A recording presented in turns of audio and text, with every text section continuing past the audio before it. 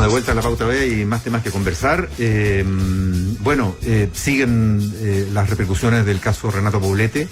Y hay, más allá, los datos mismos ya los conocemos. Comentábamos con Mirna más temprano el perfil del fallecido religioso. Ahí teníamos algunos matices de diferencia, porque ha sido muy sindicado como un líder espiritual en sus años de auge y de alta figuración.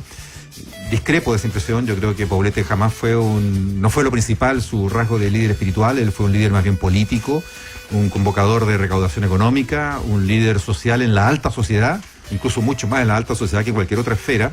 Su obra, o la obra que él dirigió y que lideró, repercutía, afectaba o favorecía a los más desposeídos, pero su esfera de influencia estaba en los ámbitos del poder y de los privilegiados económicamente de la sociedad chilena, de manera que él fue mucho más un hombre de esas esferas que un pastor.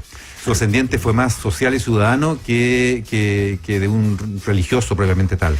Yo recuerdo haber entrevistado a Pablo Walker, jesuita, que también fue director del Hogar de Cristo, hace poco, el Diablo Tercera, y él decía eso. Decía, Poblete no fue una figura inspiradora para nosotros los jesuitas, era una figura importante, era una persona exitosa que todos admiramos porque él lograba convocar, juntar recursos e hizo una gran obra a través del Hogar de Cristo, pero no era una persona inspiradora como ha sido Poletú, no me dijo ese nombre, pero yo hablando con jesuitas, como ha sido Keno Valenzuela. O sea, si hay un dolor para ese mundo, una figura más, no ha sido una persona inspiradora. No era un hermano jesuita al cual quisieran los demás seguir o parecerse. No, de hecho ayer Felipe Barrios hizo declaraciones muy brutas, duras más bien, que decía que Poblete se había disfrazado de jesuita, disfrazado de sacerdote. Hay una disquisición semi-religiosa que quiero hacer a propósito de esto, porque mucha gente confunde solidaridad con caridad. La caridad en la fe católica es una de las tres virtudes teologales, ¿no? La fe, la esperanza y la caridad. En Estados Unidos se confunde porque en inglés se dice charity y todas las instituciones benéficas son charities, ¿no? Aquí no, aquí en español se hace la diferencia que toma la diferenciación religiosa. La caridad es dar a los demás en nombre de Dios. Eso es lo que los católicos fervientes y creyentes practican cuando donan, cuando contribuyen, cuando colaboran con los más pobres, por ejemplo, la caridad. La solidaridad es la colaboración o el trabajo de igual a igual de uno frente a otros seres humanos. No está en nombre de Dios, es una cosa humana, es humanitaria. Y el Hogar de Cristo practicó la solidaridad más que la caridad, porque convocó a laicos, convocó transversalmente. Su eslogan fue solidaridad, ¿se acuerdan? Esa era su palabra, no era caridad. El cura Poblete encarnó mucho más esa virtud, o sea, ese concepto, el de la solidaridad, más que la caridad.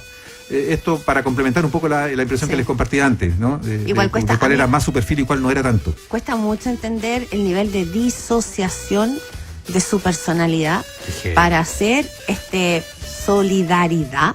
Y por otra parte, porque estamos hablando, ¿sabes qué? Estamos hablando probablemente de unos casos de abuso horrorosos, sostenidos en el tiempo. Y con violencia. Con violencia. Con violencia física y psicológica. Y con muchas mujeres en el medio, con menores de edad. O sea, ese mundo, ese lado oscuro de Poblete que estamos viendo hoy día y que probablemente ni siquiera conocemos del todo.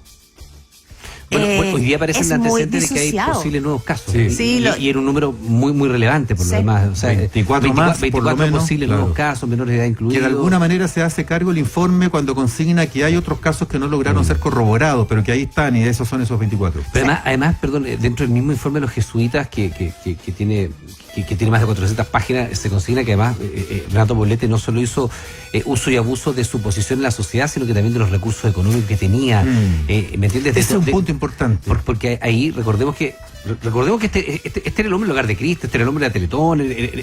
Cuando murió, muchos se discutían si es que existía la posibilidad de un camino de su minuto de beatificación y posterior canonización. Claro.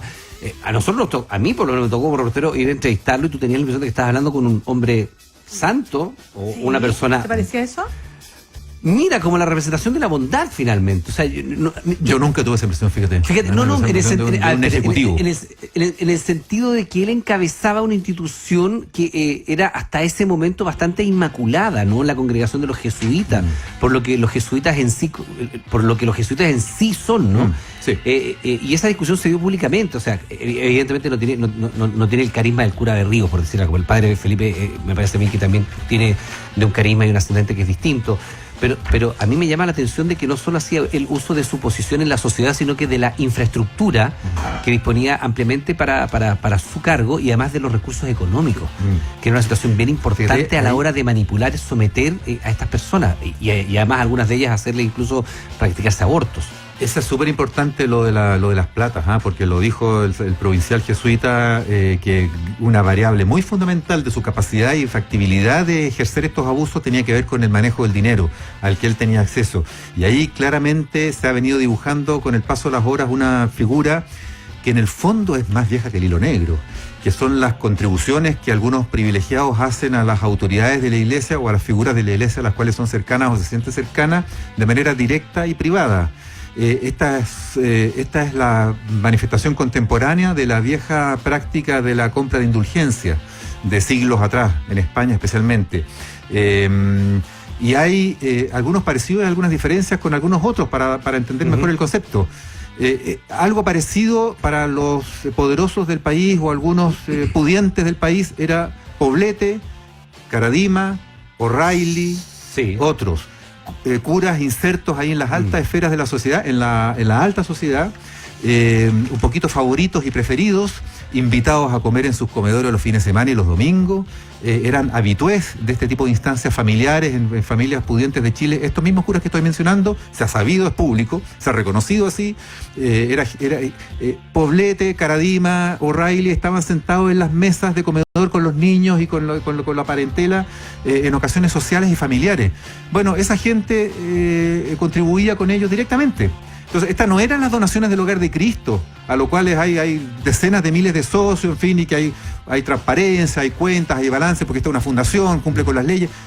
Nada que ver, estas son las platas que él recibía y que le daban un manejo y de las cuales él no rendía cuenta nunca a nadie y tampoco las traspasaba al Hogar de Cristo. Pero vamos a un fondo que me parece más importante todavía, no desmereciendo que efectivamente el manejar dinero te puede ayudar justamente dentro de esa gran estructura del ejercer este abuso de poder, de conciencia también.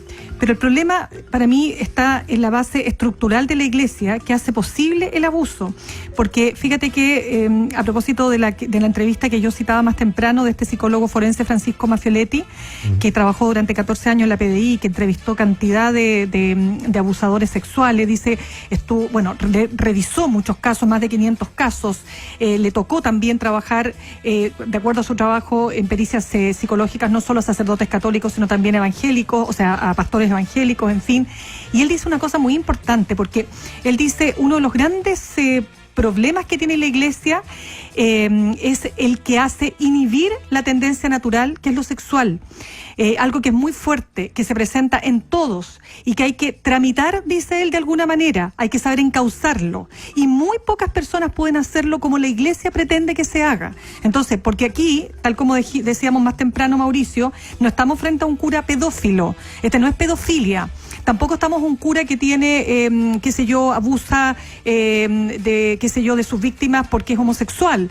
Hasta donde sabemos, se trata de un abuso heterosexual. En todos los casos, aunque hay 2 casos de menores de edad reportados por el informe. Pero no sé qué tan menores. Claro. Son menores, es un delito, lo que tú quieras. Pero lo que quiero decir es que no estamos hablando de aquel cura que se excita con un niñito o niñita, que esa es otra característica, esa es otra anomalía.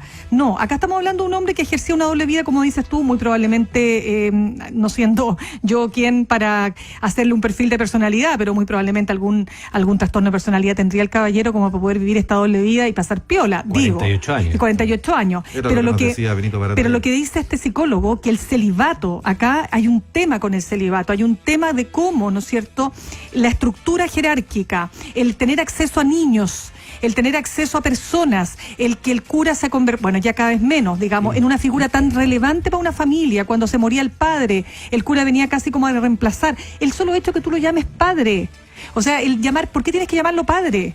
¿padre de qué? Y finalmente toda esa estructura, que todavía no ha sido, hasta donde yo sé, más allá que el Papa diga que vamos a sacar a todos los abusadores y serán puestos, me imagino, a disposición de la justicia, ojalá, pero la estructura sigue igual, pues. Sigue la jerarquía, siguen los curas con estas posibilidades, ¿no es cierto?, de acceder a grupos humanos y el celibato. Y el celibato que para mí está también en la base, porque te genera una neurosis, perdónenme que les diga, no sé qué opinas tú, Iván, pero...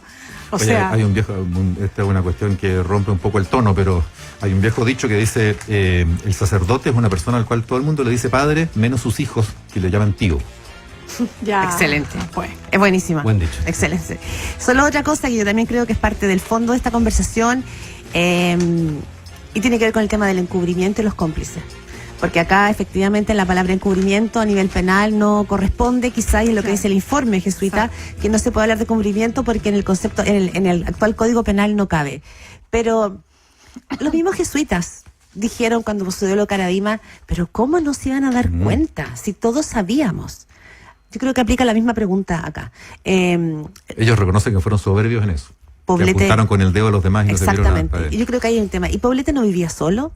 Poblete no funcionaba solo. Me lo decía Pablo Walker, que yo encuentro que además es un tipo muy honesto y muy crudo en decir esas cosas, que siempre se le dijo el padrino en el Hogar de Cristo porque él manejaba mucho dinero, tenía relaciones muy transversales, sabemos que comía... Pero todas esas cosas igual te tendrían que haber hecho levantarse. Por eso digo... Bueno, uno que dice desde fuera, pero yo creo que es más fácil decirlo desde fuera que estar adentro. No, todo siempre es más fácil desde afuera. Por cierto, pero claro, es que lo mismo jesuitas, en el caso de uno se lo pregunta. Hablaban de la red de cubrimiento, de la red de protección, de las familias poderosas y claro...